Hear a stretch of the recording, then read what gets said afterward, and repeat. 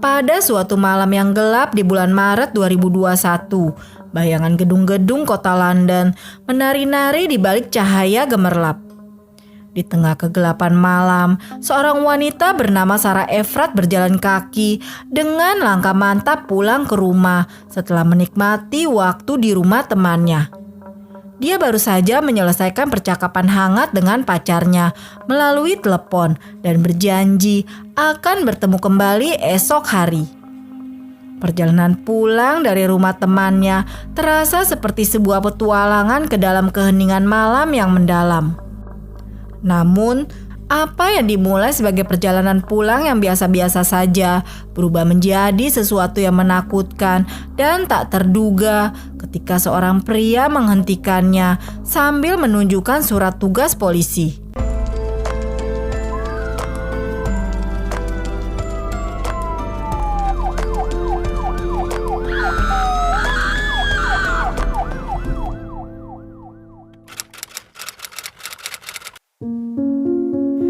Pagi itu, langit di bulan Maret terbentang cerah di atas London ketika seorang petugas polisi baru saja menyelesaikan sip melelahkan selama 12 jam di kedutaan Amerika Serikat. Pria itu bernama Wayne Couzens, seorang pria yang lahir di Dover, Kent pada tahun 1972. Meski letih, namun semangatnya tak pernah surut. Ia dipandang sebagai harapan baru dalam dunia kepolisian, sebuah bintang yang sedang melambung tinggi. Sejak bergabung dengan kepolisian metropolitan dari kepolisian nuklir sipil pada bulan September 2018, reputasinya telah menjadi sorotan dalam lingkaran petugas keamanan. Kecerdasan dan dedikasinya terhadap tugas-tugasnya telah membuatnya menjadi sosok yang dihormati dan diandalkan. Pagi itu, ketika kebanyakan orang masih terlelap dalam tidur mereka, Wayne Couzens sudah sibuk mengisi surat-surat laporan pengalihan tugas keamanan. Namun, di balik rutinitasnya sebagai seorang petugas polisi, tersembunyi kegembiraan yang tak tertahankan untuk menjalankan rencana yang telah ia atur dengan cermat. Dengan hati yang penuh semangat, ia memulai perjalanan menuju Kent, tempat di mana sebuah mobil sewaan menunggu untuk membawanya menjalankan hobi yang telah ia rencanakan dengan seksama sejak minggu lalu. Tidak butuh waktu lama baginya untuk menaiki mobil sewaan itu dan memacunya kembali ke London. Namun, tujuannya bukan sekedar kembali ke kantor polisi atau ke kediamannya yang nyaman. Ia memiliki destinasi yang lebih gelap di pikirannya. Dan saat ia tiba di sebuah tempat yang dikenal sebagai Poinders Court, hari telah tergantikan oleh kegelapan yang merayap di dalamnya. Mobilnya diparkir dengan hati-hati, dan dari dalam tasnya yang selalu dia bawa, Wayne mengeluarkan beberapa barang yang memperlihatkan sisi gelap dari dirinya. Di antara benda-benda itu, terdapat sebuah peta yang dipenuhi dengan tanda-tanda catatan, borgol yang mengkilap, dan sebuah salinan surat perintah kepolisian yang membuatnya merasa memiliki kekuasaan tertinggi. Dengan senyum yang menghiasi wajahnya, Wayne melihat sekeliling dengan mata yang penuh dengan hasrat gelap dan berkata, "Waktunya berburu."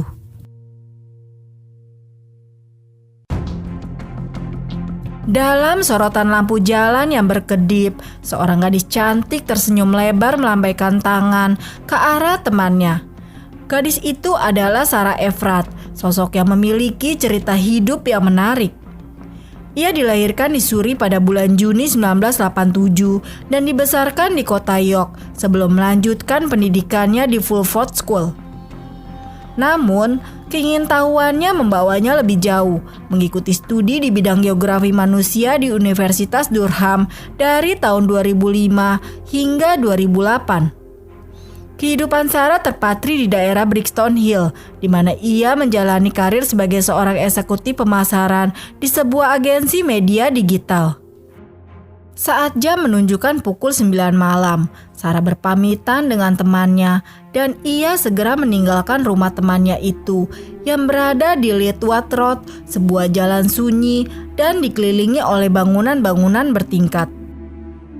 Cahaya remang-remang dari lampu jalan hanya menyoroti setiap langkahnya saat dia berjalan menjauh dari rumah itu, meninggalkan jejak bayangan di trotoar yang terlalu sepi untuk kenyamanan seorang gadis muda. Langkah Sarah melintasi jalan yang sepi dan sunyi, jalan lingkar luar A205, terekam dalam CCTV. Di sekitarnya, lampu-lampu jalan bersinar samar, menciptakan bayangan-bayangan menyeramkan di antara pepohonan yang menjulang tinggi. Suasana malam yang dingin dan sunyi terasa seperti menyelimutinya dengan ketegangan yang tak terucapkan, membuatnya merasa semakin terpencil dalam kegelapan yang menyelimuti. Untuk mengusir rasa sepi dan gelisah, Sarah memutuskan untuk menelepon pacarnya. Percakapan telepon tersebut berlangsung selama 15 menit, di mana kemudian mereka merencanakan pertemuan untuk keesokan harinya. Percakapan di telepon dengan pacarnya menjadi sebuah pelipur lara bagi hati Sarah yang hampa. Suara yang akrab dan kata-kata penyemangat dari pacarnya memberikan sentuhan kehangatan yang membuatnya merasa lebih aman di tengah malam yang sunyi. Namun, ketika kehangatan itu masih menyelimuti hatinya, sebuah kejadian tak terduga menghentikan momen bahagianya. Tiba-tiba, sebuah bayangan muncul di jalan yang sunyi, memotong kesunyian malam, diikuti oleh kedatangan seorang pria dengan sebuah surat perintah kepolisian di tangannya. Tatapan tajamnya langsung membuat Sarah terdiam, mengubah suasana hatinya dari hangat menjadi tegang dalam sekejap. Ternyata pria itu adalah Wayne yang sepanjang malam terlihat berkeliaran menggunakan mobil sewaannya untuk mencari targetnya. Saat ia melintas di sebuah jalan, matanya tertuju pada seorang gadis cantik yang berjalan sendirian. Wayne segera memarkirkan mobilnya dan menunggu gadis itu mendekat ke arahnya. Sebelum kemudian sesaat gadis itu mendekatinya, ia pun langsung memberhentikannya. Saat itu kemungkinan Wayne mengklaim bahwa Sarah telah melanggar pedoman COVID. Namun, alasan sebenarnya di balik tindakannya mungkin jauh lebih gelap dan mengganggu daripada yang terlihat. Rekaman CCTV bus menjadi saksi bisu atas peristiwa tragis itu. Rekaman pertama pada pukul 21.35 menunjukkan Wayne dan Sarah berdiri di samping mobil Vauxhall yang disewa. Sementara rekaman kedua pada pukul 21.38 memperlihatkan plat nomor mobil Vauxhall tersebut. Dengan gerak cepat, Wayne memasangkan borgol ke pergelangan tangan Sarah, menyeretnya ke dalam mobil sewaan yang diparkir dengan hati-hati. Meskipun Sarah mencoba untuk melawan, kekuatan dan keputusasaan Wayne mengatasi usahanya. Di dalam mobil yang gelap, tanpa kejelasan tentang tujuan perjalanan itu, kebingungan dan ketakutan mencengkram pikiran Sarah, menyelimuti hatinya dengan kegelapan yang tak terbayangkan. Keesokan paginya, ketidakmunculan pesan singkat dari Sarah di malam tadi membuat teman-temannya mulai merasa gelisah. Sarah diketahui selalu rajin memberi kabar saat ia sampai selepas mereka bertemu. Saat jam-jam berlalu tanpa kabar dari Sarah, kegelisahan mereka semakin membesar, memicu pertanyaan-pertanyaan gelap tentang apa yang mungkin telah terjadi pada teman mereka yang energik itu. Diketahui juga, kemudian di pagi pada tanggal 4 Maret itu, Sarah juga sebenarnya memiliki jadwal pertemuan dengan kliennya. Sarah yang merupakan pribadi yang tidak pernah melewatkan janji meetingnya di pagi itu, melewatkan jadwal tersebut sehingga menambah kegelisahan di antara orang-orang dekatnya. Pada hari yang sama, pacar Sarah mencoba mengirim pesan untuk mengkonfirmasi pertemuan mereka, namun pesan itu tak pernah sampai ke ponsel Sarah. Pacarnya segera menuju apartemen Sarah. Namun, ketika dia tiba di sana dan menemukan apartemennya kosong, kekhawatiran memuncak sehingga mendorongnya untuk segera menghubungi polisi. Setelah menerima laporan dari pacar Sarah, polisi segera memulai penyelidikan. Mereka memulai dengan mengumpulkan informasi dari orang-orang terdekat Sarah. Petugas dengan teliti menelusuri aktivitas Sarah pada hari itu, dari jadwal kerja hingga pertemuan dengan teman-temannya. Setiap detail menjadi potensi petunjuk penting dalam upaya mencari keberadaan Sarah yang menghilang secara misterius. Dari hasil investigasi, diketahui bahwa pada sore menjelang malam tanggal 3 Maret 2021, Sarah pergi ke rumah temannya. Rekaman CCTV di sekitar jalan yang menuju ke rumah temannya berhasil dikumpulkan oleh penyidik yang secara bertahap mulai mengungkap fakta-fakta tentang apa yang sebenarnya terjadi pada hari itu. Semua aktivitas Sarah saat menuju ke rumah temannya terekam dalam video tersebut. Pada malam itu juga, rekaman CCTV di sekitar jalan yang menuju ke rumah temannya juga berhasil menangkap momen saat Sarah berjalan pulang. Namun, kebingungan muncul ketika dia tiba-tiba menghilang dari pandangan saat berada di sekitar jalan A205 South Circulus. Polisi mulai menemukan titik terang dalam penyelidikan kasus ini, namun masih mencari satu kepingan yang hilang mengenai apa yang sebenarnya terjadi di jalan A205 tersebut. Kemudian untuk menyusun kepingan-kepingan informasi yang hilang, polisi mengumpulkan rekaman CCTV dari mobil patroli dan kendaraan umum yang melintas di sekitar waktu kejadian. Dan di tengah kebingungan, petunjuk terakhir yang dibutuhkan akhirnya ditemukan. Sebuah rekaman CCTV dari kendaraan bus yang melintas menunjukkan sebuah adegan Sarah dipaksa masuk ke dalam sebuah mobil berwarna putih. Informasi nomor plat yang terlihat dalam rekaman tersebut membawa polisi pada suatu kesimpulan yang mengejutkan. Mobil itu ternyata adalah sebuah mobil sewaan yang di hari hilangnya Sarah telah disewa oleh seseorang yang tidak lain adalah seorang petugas kepolisian yang bernama Wayne Couzens. Dengan bukti-bukti ini, pada tanggal 9 Maret 2021, polisi segera bergerak menuju ke rumah Wayne untuk menangkapnya atas tuduhan penculikan. Polisi tiba di rumah Wayne pada jam 5:45 sore dan setelah beberapa saat, mereka memasuki rumahnya pada jam 7:50 malam untuk menangkapnya. Sebelum kedatangan mereka, Wayne tampak sibuk mencoba menghapus data dari ponselnya, kemudian berupaya menyembunyikan sesuatu yang penting. Interogasi awal dilakukan di rumah Wayne dengan rekaman kamera pengawas yang merekam seluruh proses pewawancara. Dalam rekaman tersebut, Wayne terlihat diborgol di kursi, sementara petugas menyodorkan foto Sarah di ponselnya. Meskipun terlihat tegang, Wayne menyangkal mengenai Sarah atas keterlibatan dalam kasus hilangnya Sarah dengan tegas. Petugas kemudian menghadirkan bukti-bukti yang menggambarkan momen tragis saat Sarah terlihat terborgol dan dipaksa masuk ke dalam mobil putih yang dikendarai oleh Wayne sendiri pada malam tanggal 3 Maret 2021. Namun, konfrontasi dengan fakta-fakta tersebut membuatnya terdiam sejenak, seolah berusaha mencari kata-kata untuk merubah ceritanya. Tanpa rasa malu, Wayne beralasan bahwa ia terjerat dalam masalah keuangan dan diperdaya oleh sebuah geng misterius dari Bulgaria, Rumania, dan Albania untuk menculik gadis-gadis.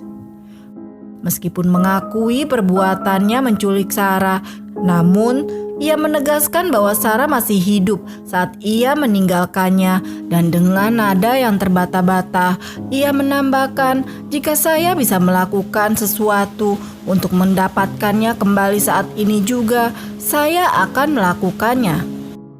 Para petugas pun memutuskan untuk membawa Wayne ke markas untuk interogasi lebih lanjut sambil mereka meneruskan penyelidikan dan menunggu tim pencarian menemukan bukti-bukti yang mendukung.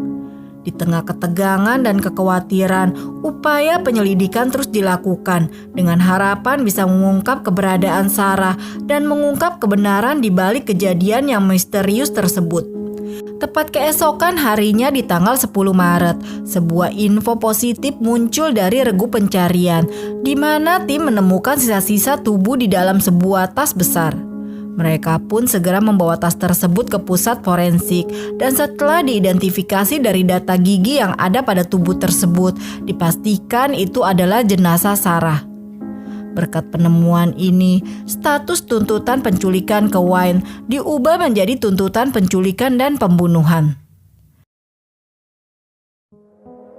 Berdasarkan hasil interogasi kedua dan penyelidikan lebih lanjut, diketahui inilah yang terjadi di malam 3 Maret tersebut. Pada pukul 21:38, setelah Sarah dimasukkan ke dalam mobil secara paksa, Wayne Couzens mengemudikan mobil ke Kent dan rutenya dilacak menggunakan CCTV dan ANPR. Pada pukul 23:43, Wayne dan Sarah berada di Dover dan pindah ke seat mobil pribadi milik Wayne.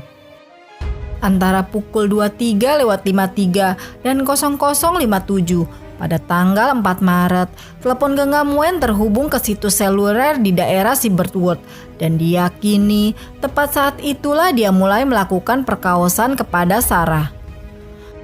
Berselang 1,5 jam kemudian, pada pukul 02:34, Wayne terlihat membeli minuman di pom bensin Dover, di mana saat ini dia telah mencekik Sarah dengan menggunakan sabuk dinas polisi yang dia bawa pada waktu itu. Wayne kemudian berkendara ke Hotswood dekat Ashford, di mana mobilnya terekam CCTV di daerah tersebut antara pukul 03:22 dan 06:32 sebelum berkendara kembali ke Dover untuk berganti mobil sewaan sebelum mengembalikannya pada pukul 08:26. Setelah Wayne mengembalikan mobil sewaannya, dia mengendarai mobil pribadinya ke Sandwich, Kent, dan membuang telepon genggam Sarah di salah satu aliran air di kota tersebut pada pukul 09:21. Pada tanggal 5 Maret, tak lama setelah pukul 11, Wayne membeli dan mengisi wadah bensin di sebuah pom bensin di Whitfield.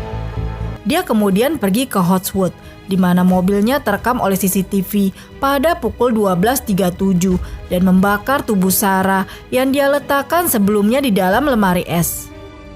Pada pukul 13:47, dia membeli 2 tas pembangun besar dari B&Q sebelum kembali ke Hotswood pada tanggal 7 Maret, di mana dia menggunakan salah satu tas tersebut untuk membuang tubuh Sarah ke sebuah kolam hingga akhirnya ditemukan oleh tim pencarian di tanggal 10 di bulan Maret tersebut. Dan inilah yang terjadi selama proses persidangan. Sidang hukuman di hadapan Hakim Fulford dimulai di Old Bailey pada 29 September 2021 setelah pemeriksaan medis dan psikiatri. Pengacara Wayne, Jim Starman Kesey, meminta Fulford untuk mempertimbangkan hukuman seumur hidup dengan kemungkinan pembebasan bersyarat pada usia 80-an. Pada 30 September, Wayne dijatuhi hukuman penjara seumur hidup tanpa kemungkinan pembebasan bersyarat, dengan Fulford menguatkan keberatan dengan menyoroti penggunaan status polisi oleh Wayne sebagai faktor penambah tingkat keseriusan kasus ini. Setelah dibacakan vonis yang diterima Wayne, kisah hari ini mungkin berakhir, namun jejaknya tetap terpatri dalam ingatan kita sebagai pelajaran dan peringatan akan kejahatan yang menimpa Sarah Everard.